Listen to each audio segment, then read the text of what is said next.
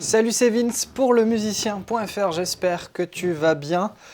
Aujourd'hui on va avoir un truc super cool, c'est comment créer des pads, enfin peut-être voire même des synthés, à partir d'un sample de voix dans Logic. Lemusicien.fr, oulala c'est sexy. Alors en fait c'est assez simple, hein. Si tu as déjà vu une de mes vidéos où je te parle de comment créer un sampler rapidement dans Logic, je vais mettre le lien quelque part, et ben tu vas voir que c'est assez rapide en fait de créer n'importe quel... de créer en fait ses propres instruments, et c'est un peu là tout l'intérêt, c'est d'avoir voilà, des instruments uniques, pas avoir utilisé sans arrêt les mêmes presets ou les mêmes instruments que tout un chacun.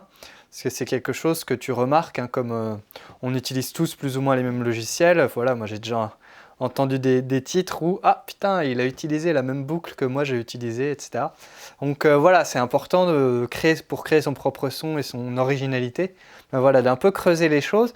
Donc ça, c'est une manière de faire qui est super bien, super facile, super pratique, super créative. J'ai dit 5 fois le mot super en l'espace de 2 secondes, c'est pas mal. Ça se passe donc dans Logic. Alors par exemple dans Ableton Live, c'est encore plus facile parce que dans Ableton, on peut vraiment faire beaucoup de choses de ce style, voilà, pour triturer en fait l'audio, des petits clips audio. C'est vraiment dédié à ça, je trouve. Voilà, Logic est plus orienté musicien, entre guillemets, enfin voilà, jouer plus des instruments. Encore que voilà, ça se discute. Mais toujours est-il que tu as quand même des fonctions d'édition d'audio et des fonctions de création, hein, de samplers qui sont finalement assez simples à mettre en place. Donc là, on va voir ça à partir d'une petite track qui devrait être dans mon prochain album, j'espère, que je vais réussir à le finir. Alors bon, j'avais dit au printemps, on va dire mai, hein, je vais pas trop donner de date ou pour la fin du printemps, le début de l'été, hein. Histoire de ne pas me mettre trop la pression, parce que mine de rien, le temps, c'est pas si facile. Si ce genre de vidéo t'intéresse, n'hésite pas à me le dire en commentaire. Je serais assez curieux que tu essaies aussi ce tips, et puis que tu n'hésites pas à me donner un lien vers une musique, qu'on puisse aller écouter ça. Si ce genre de truc t'intéresse, tu mets le petit pouce en l'air, tu peux t'abonner à la chaîne en mettant la petite cloche. Je crois que j'ai dit tout ce que j'avais à dire, donc on y va. Bon, tu le sais, hein, je pense maintenant tu me connais, j'aime bien faire des tutos dans des vrais contextes et pas uniquement foutre 3 boucles et puis te montrer une fonction. Je trouve que c'est quand même un peu plus causant. Donc là, je vais te passer un petit extrait, ça va être le premier titre, je pense, de mon nouvel album. Ça s'appelle New et ça ressemble un peu à ça.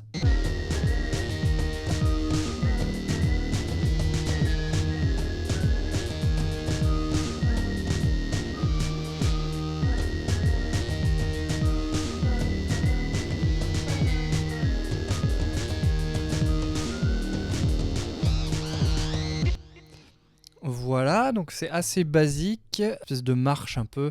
Alors, il y a pas mal de vocals, donc tu vois là c'est vraiment le projet de travail, c'est le bordel. Ce qu'on va faire, c'est qu'on va chercher une petite partie vocale.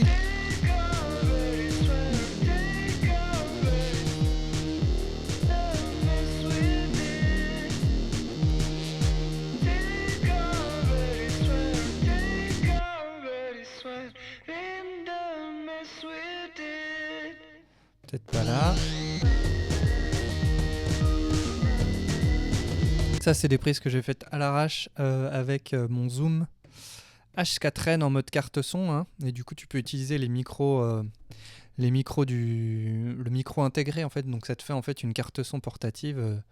Voilà, pour faire ta musique, c'est pas mal. Il faut juste que je trouve là une petite partie vocale.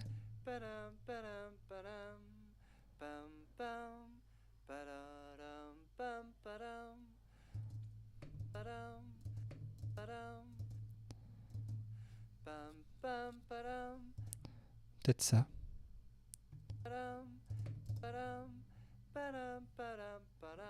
Allez, on va prendre ça. Ok. Alors, on va découper.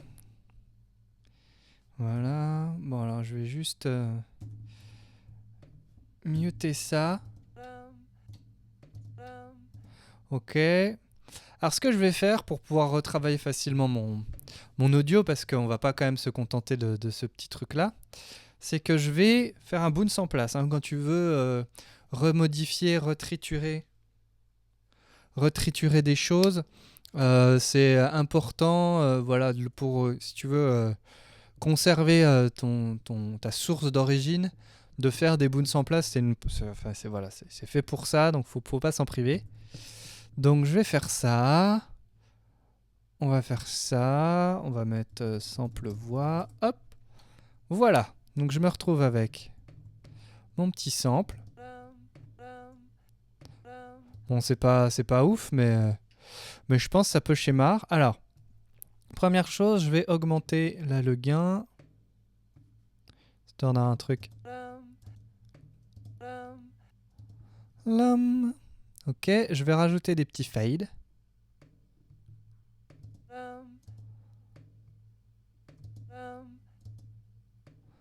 Parce que l'idée c'est de faire un pad. Donc on n'a pas forcément besoin d'une grosse attaque. Ok, peut-être raccourcir ça pour voir. Ouais, ça marche. Je peux peut-être un peu, voilà.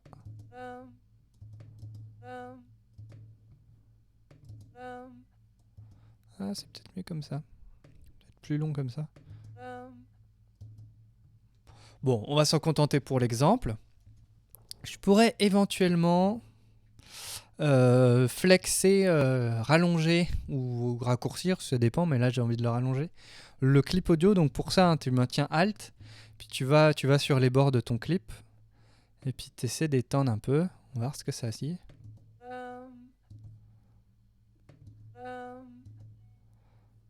Ah, c'était presque accordé. C'est pas mal. Si je rallonge encore. C'est trop. Non, je crois que je vais garder ça. Ouais, c'est pas mal.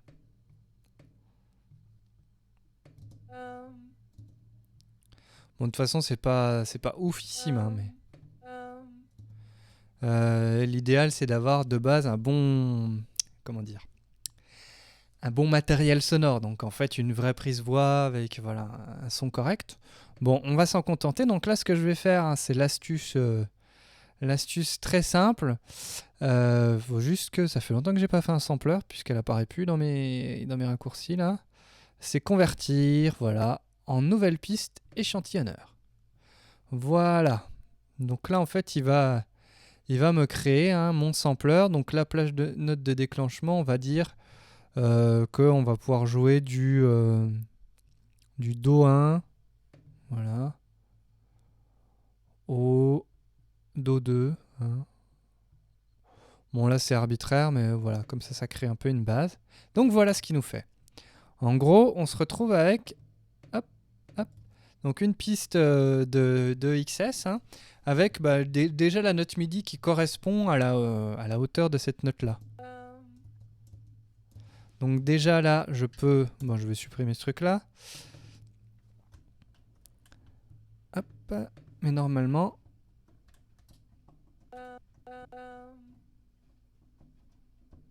Je peux déjà un peu... Voilà, jouer de cet instrument. Alors ce que je vais faire, c'est aller maintenant dans Edit. Voilà. Donc là, il est sur le Do1. Donc ce que je vais faire, c'est que je vais rallonger sa plage pour aller jusqu'au Do3. Voilà.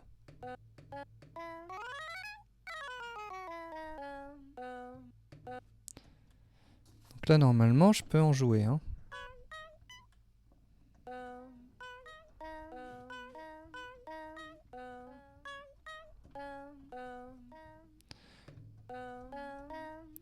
Donc là, tu as l'option One Shot qui te permet en fait de lancer tout le sample juste en appuyant sur une touche sans avoir besoin de le maintenir. Hein.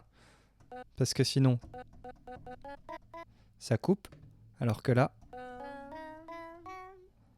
voilà. Donc c'est un peu à voir. Moi, pour le moment, je vais pas le mettre. On va rien toucher d'autre.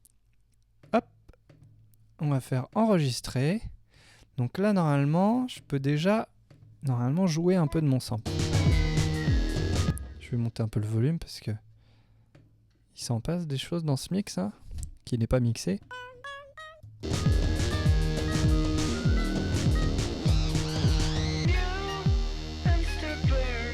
Ok, donc ça va le faire. Maintenant, ce que je vais faire, comme je veux faire un pad, pour faire un pad, il nous faut de la reverb. Donc je vais utiliser une reverb. Donc ici, je vais utiliser la Chromaverb, elle est vraiment bien. C'est la nouvelle de Logic 10.4. Va voir, si tu n'as pas encore installé la 10.4, va voir la vidéo que j'ai fait où je te parle un peu des nouveautés. Voilà, cette reverb, elle est vraiment chouette. Oui, je suis un peu drogué au café. Alors, hop, danse.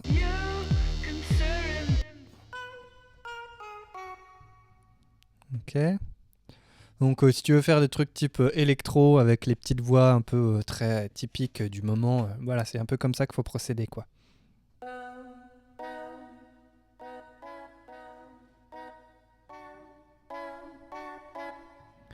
On peut y aller, je pense.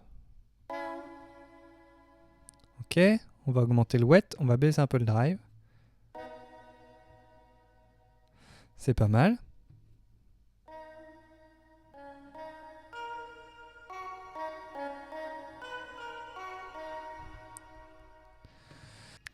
Ok, donc ce que je peux faire, c'est éventuellement un peu voir si je peux un peu bousiller mon son là. Avec un peu de cut-off. Peut-être un filtre. Ça c'est pas mal. 100.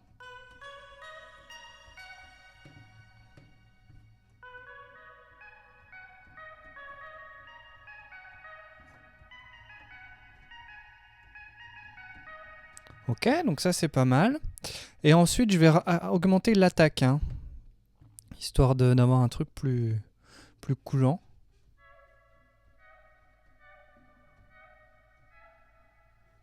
Ouais, c'est sympa. Est-ce qu'on peut mettre du drive pour voir ce que ça fait? Voilà. Ok, on peut augmenter peut-être le release aussi. Ouais. On pourrait éventuellement, quand on n'a pas d'idée, on met un home designer et puis on regarde ce qui se passe. Ça marche bien. Je fais comme ça, je trouve que ça marche bien.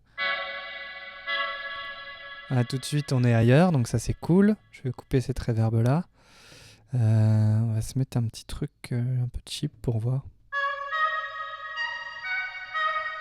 Ok.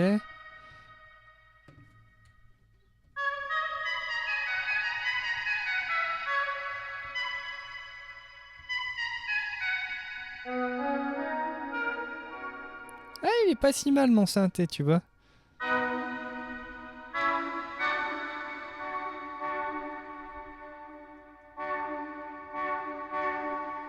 Donc après, bah voilà, il faut un peu bidouiller, voir si tu veux un mode monophonique.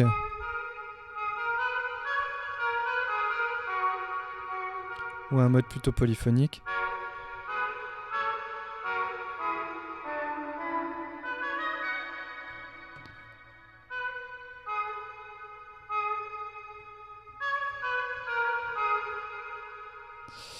On va se mettre en mode polyphonie pour le moment. Few moments later. Ok, alors du coup, comme je voulais faire un pad et que mais finalement, tu vois, au fil de l'inspiration, je me dis que je vais le jouer plutôt en mode mélodie, bah, je vais baisser un peu mon attaque là. C'est pas si mal.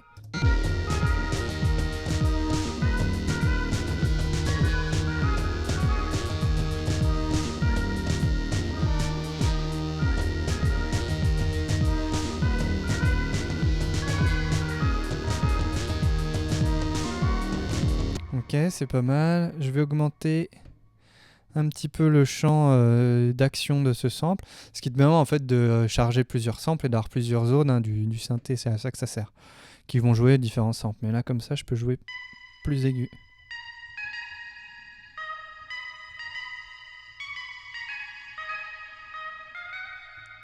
Ok, ça c'est pas si mal, tac, tac, peut-être la reverb du coup qui est un petit peu violente. Allez, voilà, voyons voir.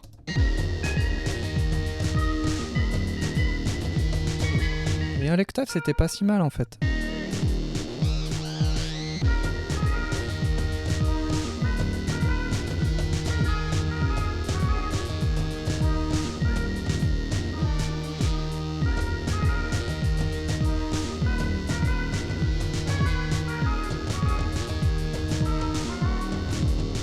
Bon, voilà, j'ai à peu près l'idée, va falloir que je retravaille tout ça.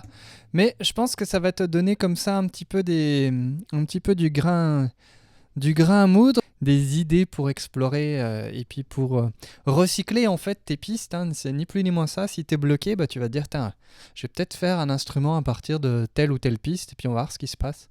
Moi en tout cas, c'est comme ça que j'aime fonctionner. Donc voilà, j'espère que ça t'aura servi. Si c'est le cas, bah, tu sais ce qu'il te reste à faire. T'abonner à la chaîne, tout ça, tout ça. Je te laisse, fais plein de musique. Ciao.